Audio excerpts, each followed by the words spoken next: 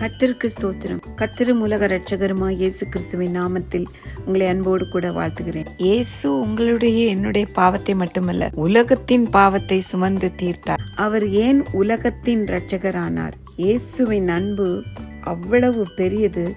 அவர் நமக்காக, நம்முடைய பாவங்களுக்காக தன்னுடைய ஜீவனையே கொடுத்தவர். உலகத்தில் யாரும் செய்ய முடியாத ஒரு அர்ப்பணிப்பு. தன் ஜீவனை கொடுத்து அவர் நம்மை மீட்டார். அல்லது நம்ம பாவத்திலே மரித்திருப்போம். மரத்திலே தூக்கப்பட்ட எவனும் சபிக்கப்பட்டவன். இயேசு நமக்காக சாபமானார். நம்முடைய பாவங்களுக்காக இந்த உலகத்துல யாராவது மரித்திருக்காங்க அப்படின்னு சொன்னீங்கன்னா அவங்கதான் அந்த உலக இரட்சகர். அவங்கதான் கடவுள், மெய்யான கடவுள். ஆமேன். போப் சொல்லியிருக்காரு, இயேசுவே வழி, சத்தியம், ஜீவன். நம்முடைய பாவங்களுக்காக மரித்திருக்கிறார். தேவன் ஒருவரே, நானும் பிதாவும் ஒன்றாயிருக்கிறோம், உனக்கு வேறே தேவர்கள் உண்டாயிருக்க வேண்டாம்னு வேதம் சொல்லுது. அதனால எந்த விக்கிரகங்களையும் நீங்க வணங்காதீங்க.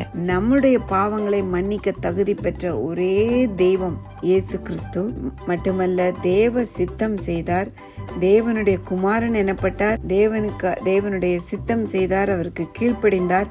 அவருக்கு பிரியமானதை செய்தார். பரிசுத்த ஆவியானவரை பெற்றார். அதனால் அவர் பரிசுத்தமாய் வாழ்ந்து கொண்டிருக்கிறார். பரிசுத்த ஆவியின் கனிகள் அவரில் காணப்படுகிறது. அன்பு, சந்தோஷம், சமாதானம், நீடிய பொறுமை, தயவு, நற்குணம், விசுவாசம், சாந்தம், இச்சையடக்கம், இப்படிப்பட்ட ஆவியின் கனிகள் இயேசுவிடம் காணப்பட்டது. உலகத்தில் வாழ்ந்தாலும் அவர் குற்றமற்றவர். ஒரு குற்றம் கூட அவர் செய்யவே இல்லை. நம்ம ஒரு நாளைக்கு எவ்வளோ தப்பு பண்றோம். ஒரு ஹியூமனா பிறந்தாலுமே அதனாலதான் அவர் ஒருவருக்கே நம்ம ஆராதனை செலுத்தணும். நாம் பரிசுத்தரா இருக்கிறது போல நீங்களும் பரிசுத்தரா இருங்கள்னு சொல்றாரு. மரியாள் கிருபை பெற்றவங்க. ஆனா ஏசாமி நம்முடைய பாவத்திற்காக ஜீவனையே கொடுத்தவர். அதனாலதான் போப் இயேசுவே வழி, சத்தியம், ஜீவன், அவரை மாத்திரம் நீங்க செய்வீங்கன்னு சொல்லிட்டாரு. அவர் தாயை கணம் பண்ணினார். வீணான வார்த்தைகளை அவர் பேசவில்லை. இயேசு தன் பெற்றோருக்கு கீழ்ப்படிந்திருந்தார்.